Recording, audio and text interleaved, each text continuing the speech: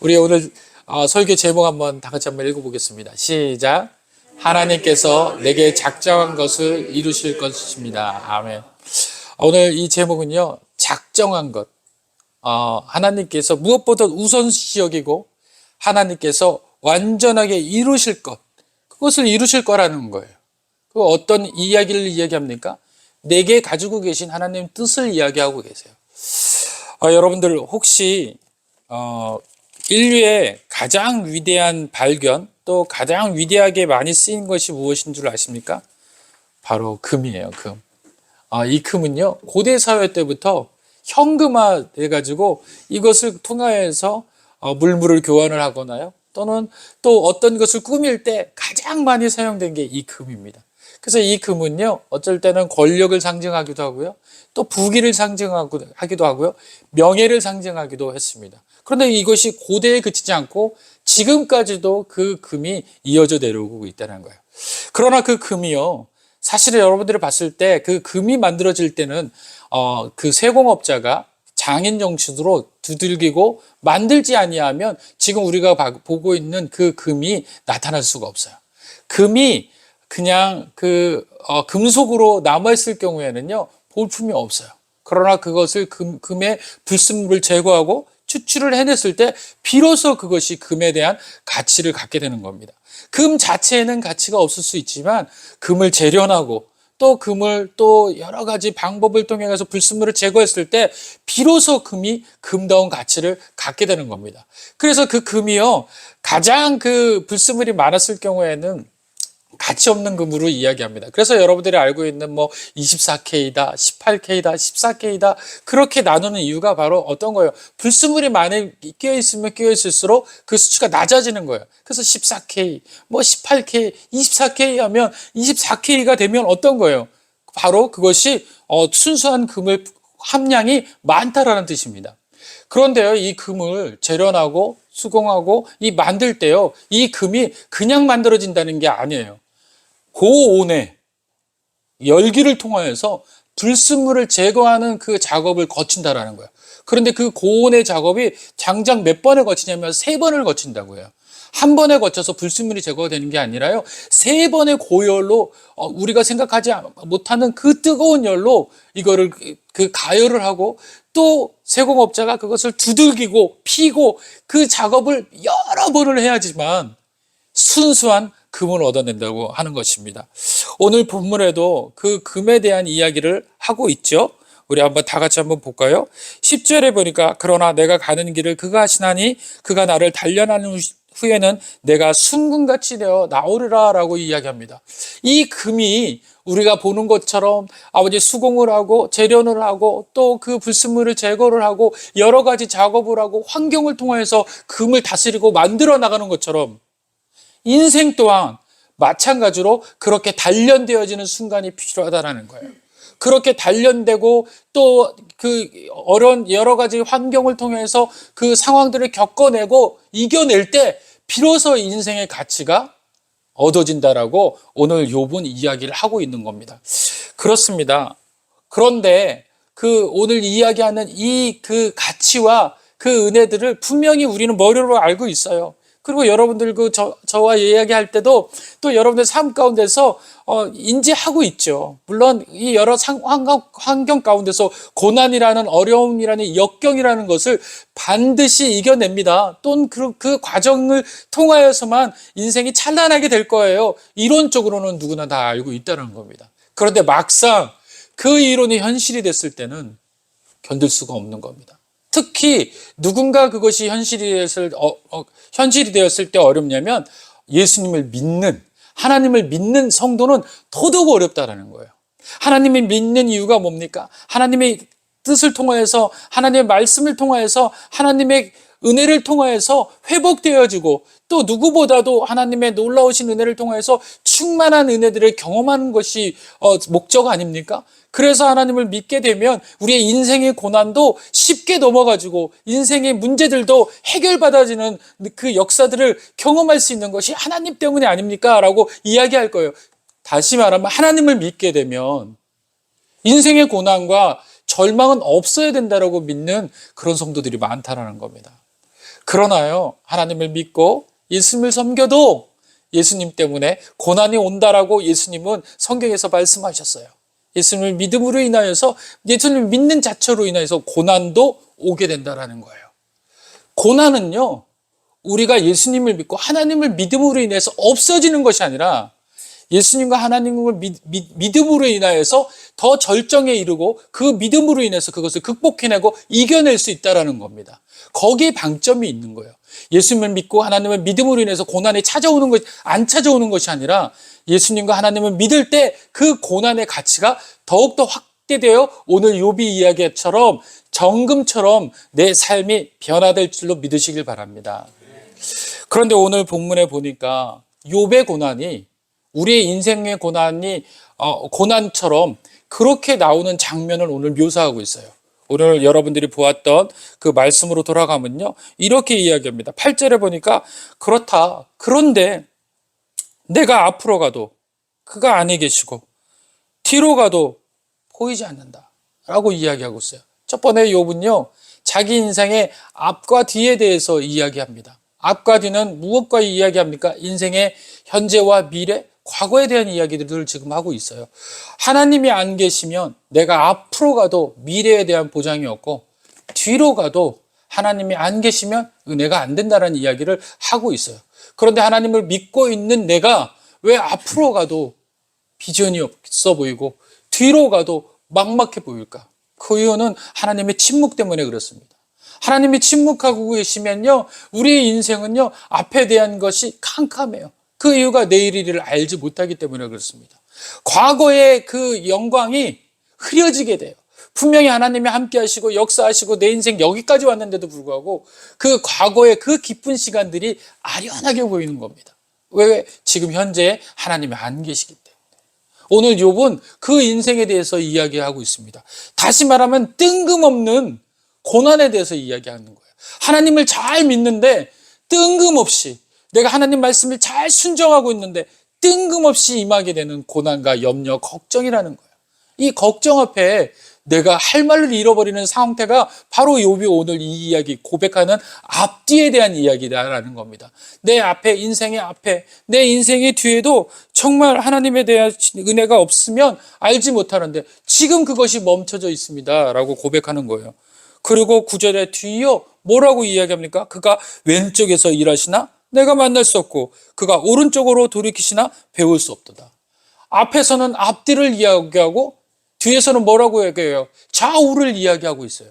그래서 이 이야기를 통틀어 얘기하면 사방을 이야기하고 있습니다. 앞뒤, 전후, 전체 동서남북에 대해서 완전히 내 인생이 가로막힌 순간을 이야기하고 있는 거예요.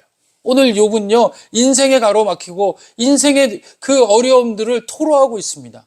오늘 이 이야기를 보면서 이 두 절만 봐도 누구의 인생과 다름이 없는 거예요. 바로 현대인의 인생, 저와 여러분들의 실제적인 인생과 다름이 없는 거예요. 좀 뭔가 좀 해결될 것 같으면 다시 찾아오는 그 고난을 넘으면 넘을수록 그 고난은 옅어지는 것이 아니라 더 진해지는 거. 그 고난 앞에 우리가 멈춰서 있는 거예요. 그럼 무엇을 오늘 이 고난을 이야기하려고 할까요? 이 고난을 통해서 무엇이 진짜 하나님의 작정한 것을 이루시는 목적일까요? 그것을 오늘 알기를 원합니다. 그것은 반드시 성도의 고난은 승리로 끝난다라는 이야기입니다. 할렐루야.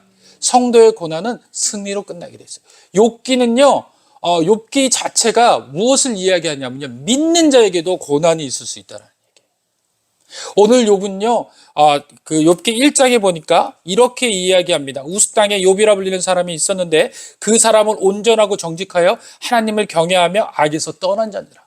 다시 말하면 하나님 앞에 온전한 자, 신실한 자였어요. 그런데 그 신실한 자도 뭘 겪는 거예요? 고난을 겪는 거예요. 그러면 이 신실한 자 밑으로는 다 어떤 거예요? 고난은 누구나 다 겪을 수 있다는 겁니다. 신실한 자조차도 그 고난을 겪으니까. 그렇죠? 그렇습니다. 그 신실한 자도 고난을 겪는다라는 이 메시지가 이 욥기에 가득 담겨져 있는 거예요. 그러니까 이 고난은요, 누구나 다 겪는 거예요. 누구나 다 겪는 거. 그런데 그 신실한 자들의 고난과 불신자들의 고난에 대한 이야기를 오늘 성경에서 이야기해 주려고 하는 거예요. 자, 신실한 자들의 고난, 성도들의 고난은 제가 조금 전에 앞서 말했듯이 뭐라고 이야기했습니까? 승리로 반드시 끝을 맺는다는 거예요. 욥기의 마지막은요, 욥이 승리로 끝나는 거예요. 고난으로 시작했지만 승리로 끝나는 그 삶이라는 거예요. 그러나 불신자들은요, 고난으로 시작해서 고난과 절망과 패배로 끝나고 말아요. 그래서 많은 사람들이, 불신자들은요, 그 고난 앞에서 뭐라고 이야기하냐면 팔자라고 이야기하는 거예요.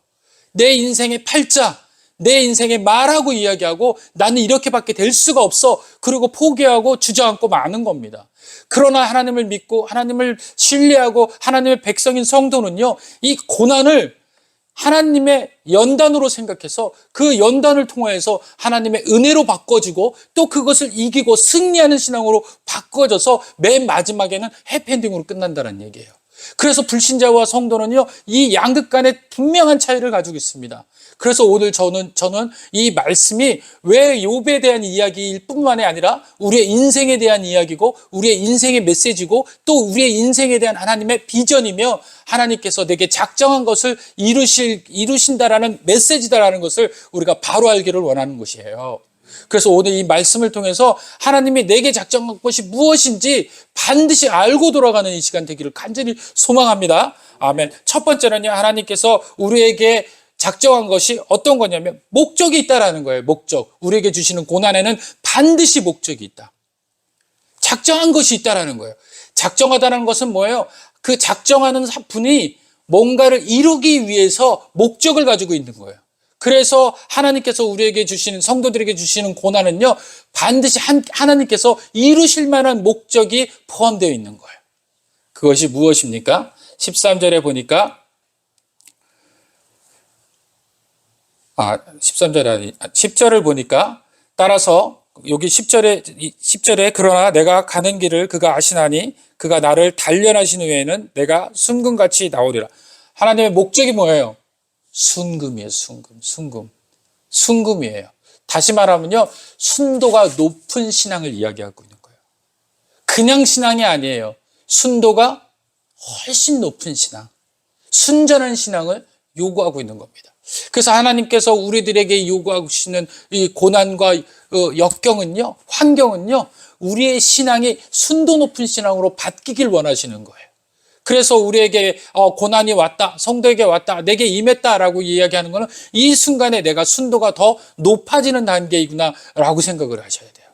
그 순도가 높아지기 위해서는 하나님이 어떤 방법으로 쓰셨다고 이야기해요? 단련하셨다라고 이야기하시는 거예요.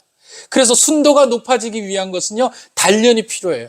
그래서 그 단련은 어떤 단련을 이야기합니까? 바로 앞서 이야기했듯이 금으로서의 제 역할을 하기 위해선 그 수공하시는 그 장인이 그 금을 두드리시고, 그 다음에 그 순도가 더 높게 하기 위해서 불순물을 제거하기 위해서 고열에 그것을 집어넣어서 가열을 해서 그것을 만들지 않습니까? 그처럼 우리의 인생도 그렇게 단련을 한다는 얘기예요. 여러분들, 환경을 통해서 보면요, 우리의 인생이 보일 때가 많아요. 여러분들, 그 석탄과 다이아몬드가 무엇으로 만들어진지를 아세요? 원래 그거는요, 석탄과 다이아몬드는 탄소라는 그 성분을 가진 그냥 그 돌덩이인 거예요. 탄소예요, 탄소물인 겁니다. 그런데 석탄과 다이아몬드가 바뀌어지는 경우, 나뉘어지는 경우가 있어요. 구별하는 경우가 있어요. 석탄은요, 고열과 환경을 견디지 못하여서 나머져 있는 상태가 석탄입니다. 그런데 다이아몬드는요, 압력과 그 땅에서 그 밑에서 중력으로 끌어다니는 그 중력과 위에서 누리는 그 압력을 다 견뎌내는 거예요. 그래서 수십 미터 그 밑에서 그 땅의 압력을 견뎌내야 되고요. 또 땅에 있는 그 열기를 견뎌내야 돼요. 그리고 또 한 가지는 그 환경, 주위에 있는 어려운 환경들을 견뎌내야 돼요. 그리고 오랜 시간을 견뎌내야 돼요. 그 오랜 시간을 견뎌내고 난 다음에 뭘로 변하는 거예요? 다이아몬드가 되는 겁니다. 그런데 석탄은요, 다이아몬드가 되기 전에 이미 그 열과 그 상황들을 견뎌내지 못하고 개내음을 받는 것이 석탄인 거예요. 오늘 우리 인생에 똑같은 인류의 인생들이 있습니다. 하나는 불신자의 인생이고요. 하나는 하나님으로부터 선택받은 성도의 인생이 있는 거예요. 근데 이 성도는 어떤 인생과 같은 겁니까? 다이아몬드 와인 같은 거예요. 더 고열을 견뎌야 되고, 더 환경을 견뎌야 되고, 더 하나님의 놀라우신 은혜들을 견뎌내야 되고, 또 하나님께서 이야기하시는 그 여러 가지 환경들을 견뎌내야 되는 겁니다. 그리고 난 다음에 그것이 하나님의 뜻에 어느 순간에 맞이했을 때 비로소 그 견뎌냈던 것을 캐어다가 재로 삼으셔서 그 다음에 하나님의 사명자로 세워지게 되는 거예요. 그것이 바로 환경을 통하여서는 석탄과 다이아몬드고, 실제적으로 우리의 삶 가운데서 봤을 때는 불신자와 성도의 삶이라는 거예요. 그렇기 때문에 저와 여러분들에게는 하나님께서 이렇게 만드시려는 목적을 가지고 계신 그런 은혜들을 경험하시고 잘 견뎌내시고 이겨내셔야 된다는 것입니다. 다이아몬드와 석탄만 그렇습니까? 그 다이아몬드와 석탄뿐만이 아니라 나비도 마찬가지 아닙니까? 번데기로 있었던 나비가 그 많은 시간과 환경 속에서 이겨내야 돼요.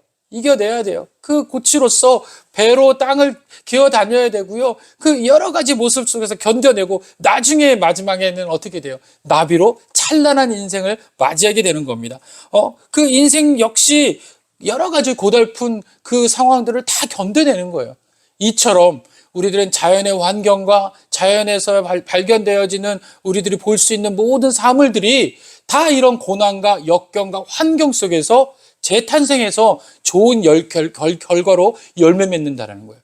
우리 성도 역시 하나님의 주시는 이 단련함으로 우리가 더욱더 하나님의 놀라우신 은혜들을 경험하고 환경 속의 고난들을 이겨냄으로 인해서 승리의 신앙으로 바뀌게 되는 줄 믿으시길 바랍니다. 그것이 하나님의 분명한 목적을 가지고 계신 그 이유이라는 거예요. 그래서 내가 작정한 것을 이루시는 그것은 우리에게 분명한 목적이 있고 정금과 같이 쓰여질 것이다라는 하나님의 확실한 답이 있는 줄로 믿으시길 바랍니다. 그리고 성도에게 주시는 고난은요, 이미 주신 은혜를 세어보고 지금 내게 임한 고난을 이겨내라는 사인이에요. 내게 작정한 것을 이루시기 위해서는 하나님께서 우리들의 삶 가운데서 늘 이길 수 있는 방법들을 하나님이 주시는데, 그것을 죄로 삼지도 못하고 방법으로 활용도 못한다면 이건 어린아이와 같은 거예요. 그래서 이 고난이라는 걸 주시기 전에 하나님은 고난보다 더 앞서서 은혜를 먼저 주세요. 그래서 우리의 인생 동안에 늘 은혜를 경험하게 된 거예요. 그 경험은요, 어느 때 꺼내보라고 이야기하냐면 이 고난받을 때 하나님의 주신 은혜들을 꺼내보게 되는 거예요. 그러고 난 다음에 그 고난에 처해진 그 상황에서 하나님께서 예전에 주신 그 은혜가 큼을 인지하고 깨닫게 되면 이 고난 앞에는 반드시 하나님의 은혜가 더 크다는, 선물이 더 크다라는 것을 알게 되는 거예요. 그래서 과거에 하나님께서 은혜를 주신 것을 차곡차곡 쌓는 연습, 세어보는 연습을 할 필요가 있습니다. 그런데 많은 사람들이, 많은 성도들이 하나님의 주신 은혜들을 그냥 아무렇지 않게 여길 때가 많아요. 평상시에 나에게 주시는 그 은혜들을 하나님이 주신 은혜인 줄을 인지하지도 못하고 깨닫지도 못하고 넘어가는 경우들이 많다라는 거예요. 당연히 얻는 그런 인생으로 생각할 때가 많다라는 거예요. 그랬을 때는 이 고난 앞에서는요, 여지없이 무너지게 됩니다. 그러나요, 하나하나씩 세어보고 또 나열해보고 셈하다 보면요, 이 고난 앞에서 주신 은혜가 더 많다라는 것을 이해되고 그것을 통해서 이기게 되는 신앙이 되어진다는 겁니다. 그렇다면 우리가 오늘 욥을 한번 볼게요. 욥은 어떻게 이겼는지, 그걸 어떻게 사용했는지 한번 말씀을 살펴보도록 하겠습니다. 조금 전에 앞서 말씀드렸지, 우리가 8절 9절을 그렇게 보았습니다. 사방이 우겨싸움을 당했습니다. 막혔습니다. 뜬금없는 고난 때문에 욥이 힘들었습니다. 그러나 그 고난의 중간에 그 고난을 이길 수 있는 흔적을 찾았어요. 그것이 뭡니까? 10절에 내가 가는 길을 그가 아시나니 그가 나를 단련하신 후에 내가 순금같이 되어 나올 것이다 라는 목적이 있는 그 고난이다 라는 걸 이해한 거예요. 근데 그 이해가 어느 것 때문에 이해를 했냐면 바로 뒤에 오는 11절, 12절 때문에 그것을 이해할 수가 있었어요. 11절에 보겠습니다. 내 발이 그의 걸음을 바로 따라갔으며 내가 그의 길을 지켜 치우치지 아니하였고. 발은 어떻게 했어요? 한 번도 흔들리지 않고 주님이 걸어가는 그 발자국대로 내가 늦춰질까봐 또는 잃어버릴까봐 그 발자국대로 걸어갔다는 얘기예요. 주님이 걸어가신 그 모습대로 흉내내며 살았다라는 거예요. 하지 말란 말 안 했고 하라면 했고 라고 했다라는 거예요. 그리고 뭐라고 이야기합니까? 뒤이어 내가 그의 길을 지켜 치우치지 아니했다. 치우치지 아니했다라는 건 뭐냐면요, 왜곡시키지 않았다라는 거예요. 치우치지 않았다는 건요, 변화시키지 않을 거예요. 내 의미로 그 말씀을 내 뜻대로 해석해내지 않았다라는 거예요. 말씀 그대로 그냥 투명하게 지키면서 살았다는 거예요. 다시 말하면 무엇을 얘기합니까? 하나님의 임재와 하나님의 경험과 하나님의 만남을 늘 가지고 살았던 사람이 누구예요? 욥이었다라는 거예요. 그렇기 때문에 내게 오는 이 고난이 잘못된 고난이고 뜬금없는 고난이라는 것을 하나님 앞에 탄원할 수가 있는 거예요. 그런데 하나님의 이 은혜들을 세어보지 않은 사람들은요, 이 뜬금없는 고난 앞에서 뭐라고, 백이면 백 뭐라고 이야기하면, 내가 무슨 죄를 져서, 내가 무슨 하나님 앞에 어떤 잘못을 해서 내가 이렇게 얻게 됐습니까? 세어보지를 않았던 거예요. 하나님과의 관계에서 그 관계의 그 은혜들을 나눠보지 않았어요. 그래서 하나님께서 주시는 것이 왜인지를 알지 못해요. 왜인지를 알지 못하는 겁니다. 분명히 욥은 그것이 정금으로 만들기 위해서 나를 단련하신다라는 것을 알고 있었는데, 이렇게 하나님과 교제 가운데 있는 욥 자체도 그것을 단련이다라고 이야기를 했는데도 불구하고 하나님에 대한 은혜를 사모하지 못하는 사람은 이것이 단련인지 아닌지도 모르는 거예요. 미아가 돼버리는 거예요. 믿음의 미아가 돼버리는 겁니다. 경험이 없다 보니까, 교제가 없다 보니까, 나눔이 없다 보니까 그렇게 막연한 신앙생활을 하게 된다는 거예요. 그러나 오늘 욥은요, 그것이 하나님 앞에 온전하게 따랐고 하나님 앞에 온전하게 열심으로 살았고 하나님의 말씀조차도 왜곡하지 않았습니다. 하나님 말씀 주시는 대로 그렇게 살았습니다. 그런데 여기서 앞서서 네 개를 이야기했던 것처럼 또 자기의 그 탄원에 대한 것도 네 개를 이야기해요. 12절을 또 한번 볼까요? 내가 그의 입술의 명령을 어떻게 해요? 어기지 아니하였고, 그 다음에 어떻게 해요? 정한 음식보다 그의 입의 말씀을 귀히 여겼도다. 여러분들 귀히 여기십니까? 할렐루야, 여기십니까? 명령을 어기지 아니하십니까? 그럼 희망이 있는 거예요. 희망이 있는 거예요. 그것이 바로 세어보아라는 거예요. 하나님의 은혜를 세어본 겁니다. 욥은요, 하나님의 은혜 가운데 사는 사람이었어요. 그래서 그 욥은요, 자녀가 10명을 죽고 자기 전 재산이 없어지고 자기 육신의 그 나약함으로 병든 몸으로도 하나님을 한 번도 원망하지 않았어요. 하나님을 한 번도 저주하지 않고 온전히 하나님 앞에 나가서 자기의 그 안타까움을 하나님 앞에 탄원하게 된 겁니다. 욥의 인생은 어디에서 시작해서 어디에서 끝난 거예요? 하나님으로부터 시작해서 하나님으로 끝나는 인생입니다. 그러나 불신자들과 또는 하나님을 신뢰하지 못하는 사람들은요, 원망을 하나님으로부터 시작해서 바깥에서 원망으로 끝나요. 하나님 앞에서 탄원하고 하나님 앞에서 해결받으려고 하지 않고 하나님이 안 해주시지 않아요. 하나님이 이것에 대해서 회복시켜 주지 않으시면요, 하나님을 원망하다가 세상 밖으로 나가게 됩니다. 하나님을 믿지 않는 불신자로 변하게 되는 거예요. 그런데 오늘 욥은 끝까지 하나님 안에서 그 자신의 인생들을 살펴보고 또 확인해보고 또 하나님의 목적들을 경험해보면서 하나님 안에 있었다라는 겁니다. 여러분들 혹여나 고난과 역경이 이거보다 여러분들 앞선 것보다 더 몰아칠지 몰라요. 그러나 그 모든 일들을 어디서 하셔야 돼요? 하나님 앞에서 하시길 바랍니다. 주님 안에서 하시길 바랍니다. 이것이 목회자로서 여러분들이 간절하게 간곡하게 드리는 메시지인 거예요. 그렇다면 이 마지막으로 하나님께 내게 작정한 것을 이루시기 위해서 하나님 왜 우리들에게 고난을 주실까? 다 같이 따라합시다. 성도의 고난은 승리의 답이 보장된 싸움입니다. 아멘. 믿습니까? 아멘. 왜 그렇습니까? 여러분들 욥기가 욥의 믿음과 신앙에 대한 이야기인 것 같죠? 이제껏 여러분들은 욥의 신앙을 배우고 욥의 믿음을 배우고 욥처럼 우리가 살았으면 좋겠다 이렇게 이야기했었습니까? 또 그렇게 보았습니까? 그러나 이제 눈빛이 바뀌고 여러분들의 사고가 바뀌고 생각이 바뀔 것입니다. 욥에 대한 이야기가 아니에요. 여기는 숨겨져 있지만 온통 전체가 하나님에 대한 이야기입니다. 할렐루야. 욥기 1장으로 한번 돌아가 보겠습니다.